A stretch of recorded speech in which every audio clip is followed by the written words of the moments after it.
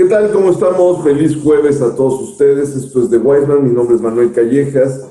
Estamos aquí de nuevo para darle un rato a estos temas que nos atañen a todos. A veces temas que creemos que son irrelevantes, pero tienen cierta importancia. Hoy es el tercer programa donde estaré platicando sobre la teoría del caos, no más que del caos, la teoría de la conspiración. Platicamos en el primer programa cómo algunas personalidades como John F. Kennedy, Luis Miguel o Paul McCartney han sido víctimas o son parte de este tipo de teorías de la conspiración, donde se dice que pues, realmente John F. Kennedy no fue asesinado solamente por Lee Harvey Oswald o que Luis Miguel está muerto, al igual que Paul McCartney, que quienes hoy están son simple y sencillamente algunas copias de ellos. En el segundo programa hablamos un poco de la teoría de la conspiración, refiriéndonos un poco a los Illuminatis. Hablamos que de la idea de los Illuminatis, como que crecieron en esta escuela alemana y cómo desaparecieron por órdenes del Vaticano. Y después también hablamos un poco sobre los masones y también de cómo los masones sí están involucrados en muchas de las actividades políticas, pero que realmente no son lo que es la teoría de la conspiración. Y hoy tengo un tema interesante que algunas personas lo conocen y muchas no. Se llama el efecto Mandela. Y creo que les va a sorprender muchísimo porque a mí me sorprendió hace un par de años cuando supe de la existencia de esta situación. ¿Qué es el efecto Mandela? Pues en el año 2010, una bloguera sudafricana hizo un análisis, un estudio, preguntando sobre qué opinión tenían sobre Nelson Mandela y su gobierno, y qué tanto lo recordaban, y qué tanto recordaban lo que él había hecho. Pues la pregunta es, ¿qué pasaría si al analizar las encuestas que se le hace a un grupo de personas, encontramos que un gran número de estas personas creen o saben o tuvieron conocimiento que Nelson Mandela murió en la cárcel? U otros dicen, Nelson Mandela nunca murió en la cárcel. Nelson Mandela salió de la cárcel y murió. ¿Cuál es la realidad? Enfóquense ustedes si viven en la cárcel, o Nelson Mandela salió de la cárcel y murió fuera de la cárcel. Lo sorprendente de todo esto fue como Fiona Bloom, esta bloguera, pueden buscarla por favor, descubrió que muchas personas aseguraban y tenían la certeza de que Nelson Mandela había muerto en la cárcel.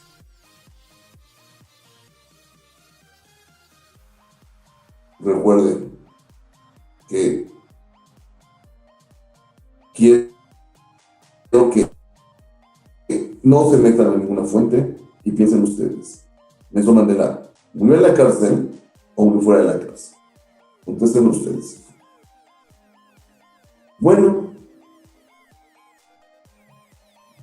lo que empezó a darse cuenta esta mujer es que, ¿cómo era posible? ¿No? O sea, había gente que recordaba el funeral después de la cárcel, estando en la cárcel de Nelson Mandela, o sea, pero no eran una ni dos, eran muchísimas personas. Y en 2015 vuelve a tirar la idea. Y en 2015, sorpresivamente, hay más gente que recuerda que Nelson Mandela murió en la cárcel y no en libertad.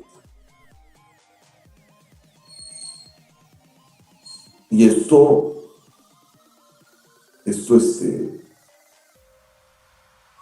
empieza a sembrar varias dudas, ¿no? Y de repente empiezan a surgir comentarios sobre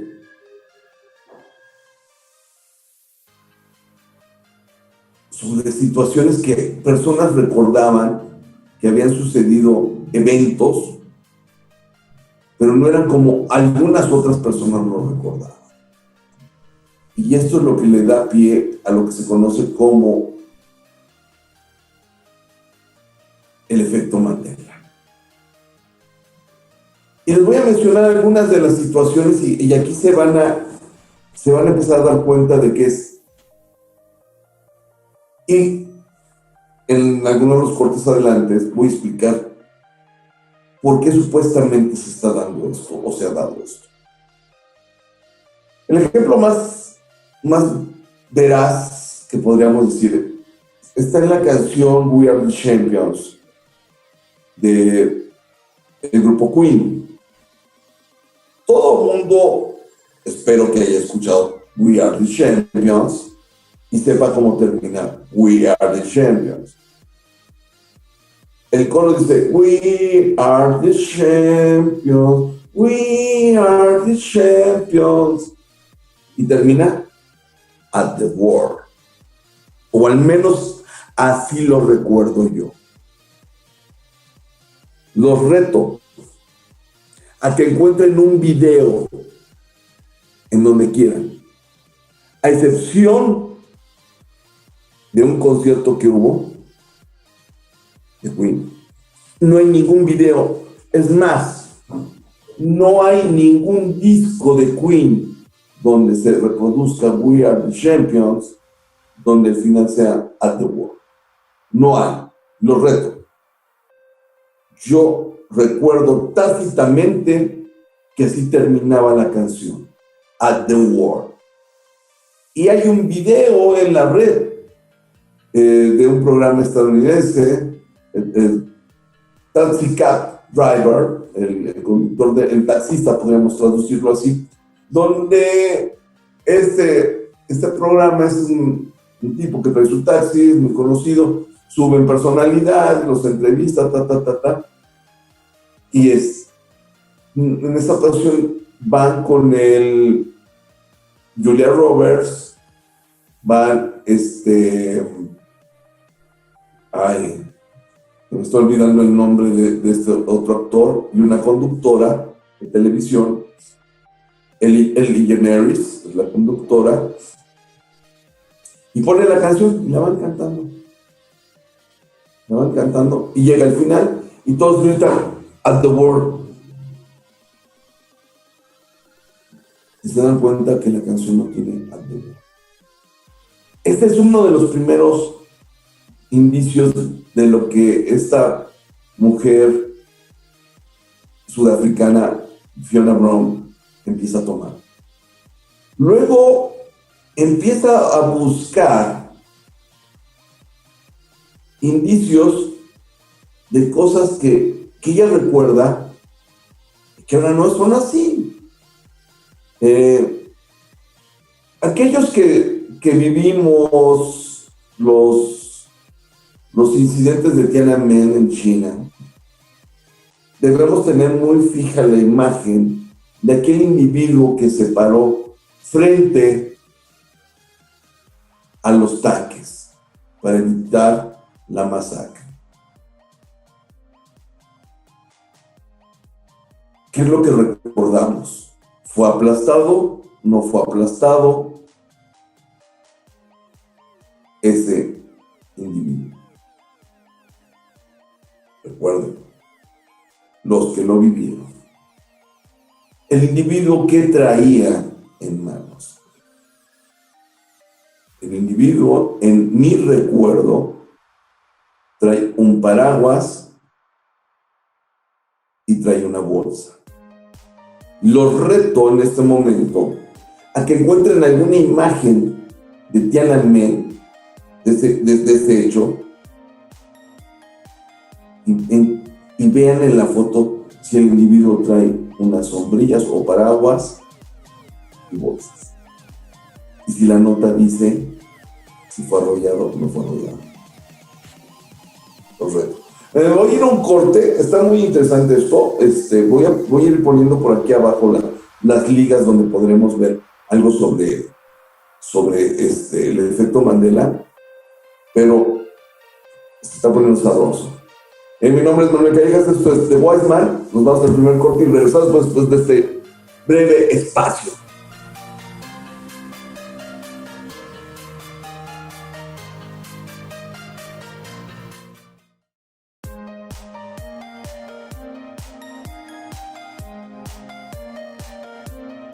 ¿Qué tal? Estamos de regreso aquí en The Wise Man. Mi nombre es Manuel Callejas y estamos hablando del efecto Mandela.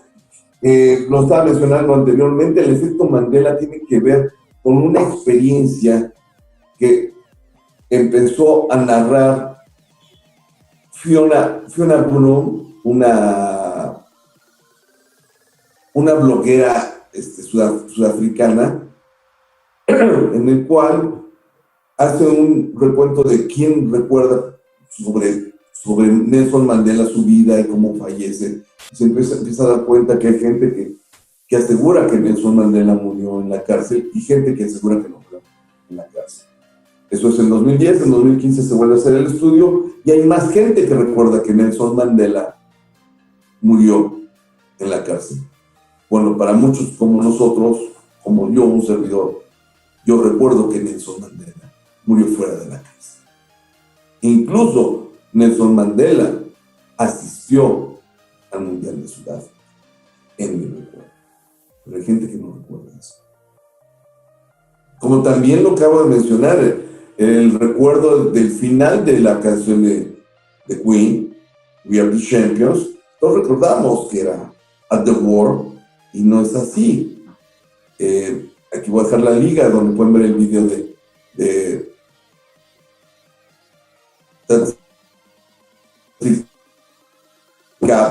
sorprende.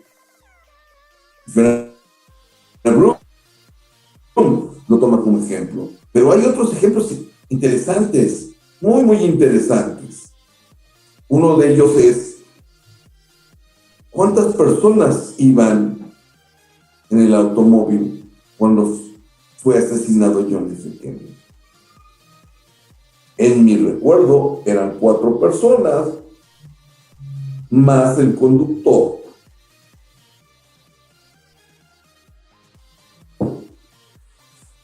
Pues descubrimos que hoy en día no existe una imagen donde vayan 4 personas más el conductor.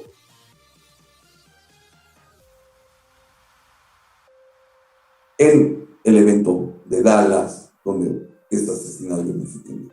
Hoy puedes buscar cualquier imagen y las imágenes dicen que son 6 personas. Pero a lo mejor podríamos habernos equivocado en teorías de este tipo. Pero Fiona empieza a investigar más y descubre algo muy interesante. No solamente ahí hay cuestiones específicas en la política.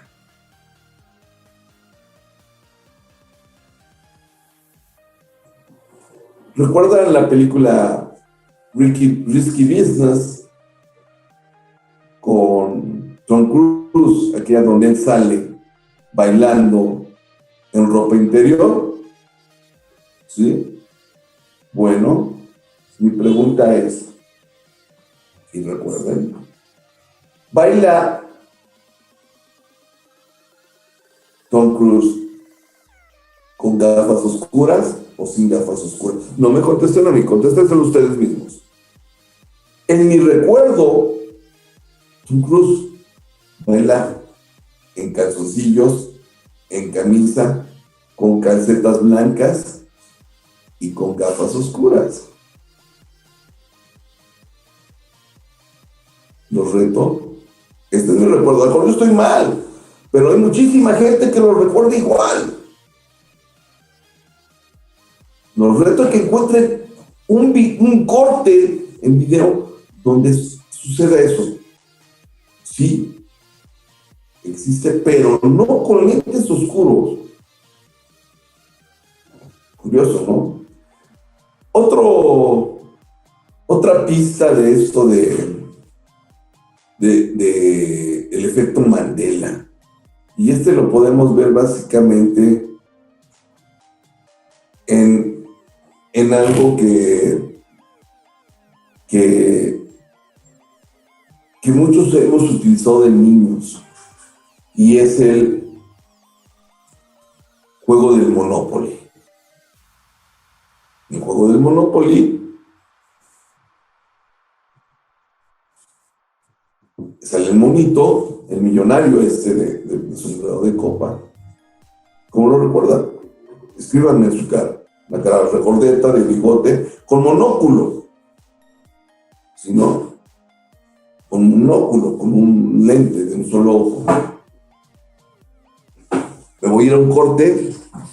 Recuerden cómo es el monito de Monopoly. Y regresando, tomamos esto.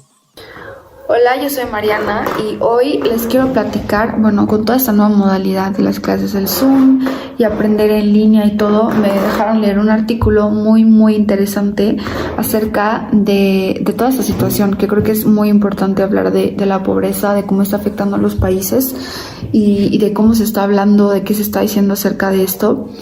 Y es un artículo que fue escrito por un hombre que se llama Jason Hickel. Y este artículo está en inglés originalmente, por si lo quieren buscar, pero en español sería el título Los dobles estándares del racismo en el desarrollo internacional. Es esta premisa o esta premisa de gente, de filántropos, de gente que está en puestos altos del gobierno, en lugares de poder, de empresas, que habla acerca de que estamos haciendo un gran progreso en materia de derechos humanos y, para ser muy específica, en la pobreza. Que esto realmente viene de una premisa, de una falacia, que es de un pensamiento colonial. Y les voy a explicar por qué. Año con año, gente importante como Bill Gates, como Jim Kim, como Nick Kristof, como Steven Pinker, nos hablan y nos dicen, ¿no? Crean conferencias, hablan acerca del gran progreso que está haciendo el mundo en materia de pobreza, de cómo estamos venciéndola, por ejemplo, con los últimos los planes de desarrollo sustentable por la parte de la ONU, que en inglés son los SDGs, acerca de cómo combatir la pobreza, los derechos de las mujeres, cómo vamos avanzando en cuanto a eso, ¿no? Entonces, año con año se habla, ¿no?, de este gran avance que se está creando en cuanto a pobreza y, pues sí, de combatirla, ¿no? El último estimado por parte del Banco Mundial habla de que solamente 734 millones de personas viven con menos de $1.90 al día. Esto fue en el 2015. A diferencia de 1990, que era 1.9 billones de personas. Bueno, dices, wow, ¿no? Realmente es un gran progreso. Pero hay un problema con esta narrativa, porque no hay una base empírica que hable del 1.90 de esa base. Entonces, es como algo súper arbitrario. O sea, no hay realmente derechos humanos, no existe un conocimiento acerca de eso cuando se habla de que solamente y de que esa gente puede vivir con el $1.90. Entonces, la evidencia empírica que realmente hay, que se sabe por hecho que es así, es que el 1.90 por día obviamente no es suficiente para que una persona pueda tener una nutrición decente, pueda comer ciertos alimentos, pueda sobrevivir, esté sana, pueda ir a trabajar, pueda sobrevivir, sí, básicamente. Entonces, de hecho, 3.5 billones de personas viven con más de esto y siguen siendo pobres, siguen estando en la pobreza. Bueno, eso es algo que es un poco obvio, ¿no? Es importante reconocer que el derecho, que la pobreza mundial, esta línea, está ajustada por purchasing power. Esto, no sé realmente cuál es la palabra que se podría usar en el español, pero quiero explicar un poquito de esto. Básicamente el Purchasing Power, que es el PPP si lo buscan, habla acerca del estándar que se usa en el mundo para definir, por ejemplo, aspectos de básicos que se usa. Por ejemplo, cuánto te cuesta, es un decir, lo que te cuesta comprar. Había un estudio muy importante con la Big Mac que se hizo para crear los estándares de qué tan caro te sale comprar algo tan simple como una Big Mac, una hamburguesa en McDonald's en el mundo. Entonces, hablabas del Purchasing Power Parity, que así se llama. Por ejemplo, en México te cuesta comprarla ya convertida a dólares, es un decir 5. Es un decir. Y en China te cuesta 7. Y entonces eso todo obviamente está en dólares, se convierte. Entonces habla de cómo está en general ganarte ese alimento, conseguírtelo, para qué te alcanza con el sueldo, y se usaba la Big Mac como un estándar. Entonces, esto obviamente está ajustado en el mundo, los 1.90 en el PPP, en dólares. Entonces, cuando vimos obviamente el 1.90 dólares, decimos, bueno, o sea, aquí en México sabemos que el dólar ahorita está a 21 pesos. Y dices, bueno, con 1 dólares con 21 pesos me alcanza tipo para, ¿qué será? Unos 2 tacos, porque ni te alcanza para la coca. Entonces son 2 tacos. Entonces, ok, en China, ¿cuánto te alcanza con 1.90? Ah, no, pues me alcanza para, no sé, una comida, que lo dudo mucho. Pero eso es lo que nosotros creemos cuando nos hablan de esto, ¿no? De 1.90 la línea en el mundo de la pobreza extrema. Lo que no se sabe y lo que no se explica es que esta línea del 1.90 es de qué te puedes comprar realmente en los Estados Unidos. Entonces se dan cuenta, cuando yo leí esto me impresioné demasiado, porque yo sí tenía la idea de que era lo que se compraba en el país, o sea, convertir esos dólares en el país. Y obviamente las monedas, etcétera, pues vas ganando en ciertos aspectos. Pero cuando yo leí que ese 1.90 estaba basado sobre lo que puedas comprar en Estados Unidos, me di cuenta que esta retórica, esta premisa y todo es un chiste. O sea, nadie puede sobrevivir con ese 1.90. O sea, lo que te puedes comprar en Estados Unidos es nada. Entonces, solo para tener un poquito de concepción de lo poco que es este dinero, un economista que se llama David Woodward una vez calculó lo que sería vivir con eso en Inglaterra. Entonces, dijo que 35 personas tratando de sobrevivir con el sueldo mínimo, con no beneficios, con nada de dinero prestado, con ningunos ahorros, con nada, era básicamente extremo. O sea, era un deporte extremo. Imposible, casi. Todo esto nos hace cuestionarnos muchísimo, pues, ¿cuál es la premisa, no? Porque obviamente sabemos y reconocemos que en nuestros países no desarrollados, como muchos países del norte lo llaman, esta premisa del 1.90 realmente está basada en un total desconocimiento de la economía del todo, porque muchas veces se usaba el doble estándar, ¿no? De que no podemos, o sea, reconocemos que es, porque obviamente esta premisa es bastante racista, hay que reconocerlo, pero sobre todo se hablaba de la premisa de que esta gran diferencia era porque también existían economías separadas en cada país, entonces que no podía existir un estándar único en general. Bueno, cuando yo leí esto me pregunté, bueno, toda la globalización, y en el artículo también se discute acerca de esto, porque hay que reconocer que el norte afirmaba eso, ¿no? Estas organizaciones como el Banco Mundial, diciendo que era una economía separada y que esto no podía ser considerado para todos, que era diferente. Es totalmente falso. Como dice aquí, realmente la economía, todo depende una de la otra. Realmente por ejemplo, toda la ropa que está, zapatos que están hechos, que Bill Gates usa, están hechos en Bangladesh, y luego la gente que los trae a México trabaja también en fábricas o cultiva en el campo para poder llevar la comida a Estados Unidos. Entonces, estas premisas de que la economía está basada en un ente separada, o sea, que no conforma una sola, es totalmente falso. No tenemos una economía sola. sino que el uso de la mano de obra barata, de esta separación que se crea, es colonial y es parte del apartheid, incluso se compara en el video.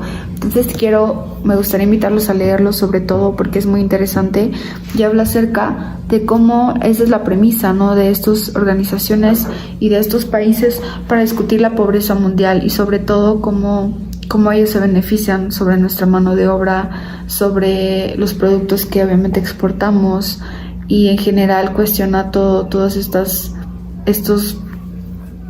cuestiones, estos problemas que están pasando. Y más que nada con toda la cuestión de la pandemia, creo que es bien importante también hablar de estos temas y reconocer que obviamente va a haber países más afectados por otros, pero no simplemente por medidas o por políticas implementadas, sino que este problema viene desde raíz, desde obstáculos, desde bloques que se han puesto, desde políticas, desde estas premisas, ¿no?, de crear una economía separada, de no reconocer que esos países son beneficiados por nosotros y por nuestros países, desde la mano de obra, desde la comida desde todo, desde absolutamente todo, desde los zapatos que traen puestos, desde la computadora que usan, de todo. Entonces es bien interesante ahorita y sobre todo tener un poquito de conciencia sobre estos temas y de saber, ¿no?, que este pensamiento colonial viene desde mucho tiempo y que ha sido la raíz y el gran problema de muchos de nuestros países.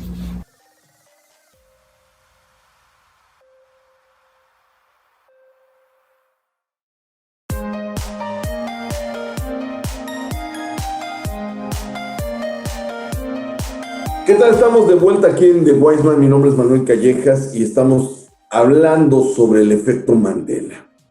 Y nos hemos quedado en cómo recordamos al monito insignia del juego Monopoly. Yo en lo personal lo recuerdo con un sombrero de copa y con su monóculo. Oh, sorpresa. Al parecer nunca usó monóculo el señor Monopoly.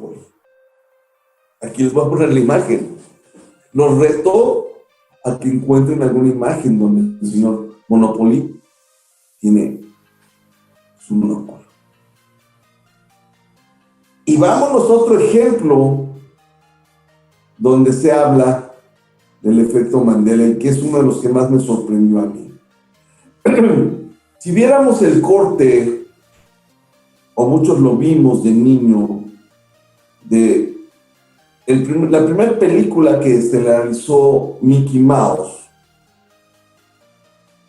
Viaje en el bote, creo que se llama la película, donde va en el timón de un barquito de vapor. Está blanco y negro esa película. Aquí les voy a poner la liga.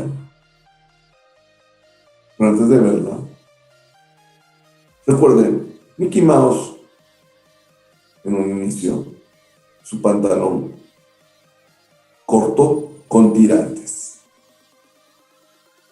¿Estamos de acuerdo hasta ahí? Ok, la pregunta es, ¿el tirante o los tirantes de Mickey Mouse tienen botones o no tienen botones?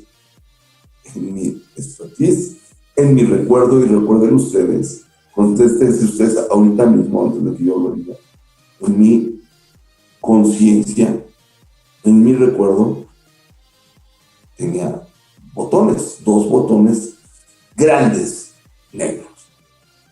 ¡Oh, sorpresa! No hay Mickey Mouse hoy con botones en su short, su pantaloncillo corto. Esto ya empieza a ponerse bueno.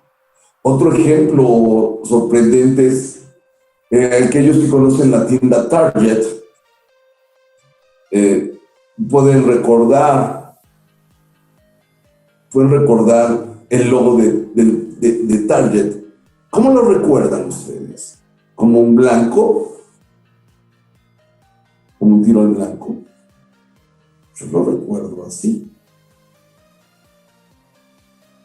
Oh, sorpresa. Ese no es el logo de Target. Target es un círculo rojo, Target y un círculo. Todo esto que estoy platicando y muchos otros tienen que ver con lo que se ha llamado el efecto Mandela. ¿Y cuáles son las explicaciones que se dan a esto? Hay varias, hay unas muy jaladas y voy a hablar primero de esta. La más jalada de los pelos, que podría suceder, jalada de los pelos, pero podría haber sucedido, habla de que cuando se activó el cinturón de protones, el ciclotrón, en Suiza, cuando se trató de encontrar la partícula de Dios, generó un agujero negro que disoció, que eso es claro, que eso que estoy diciendo tiene base científica,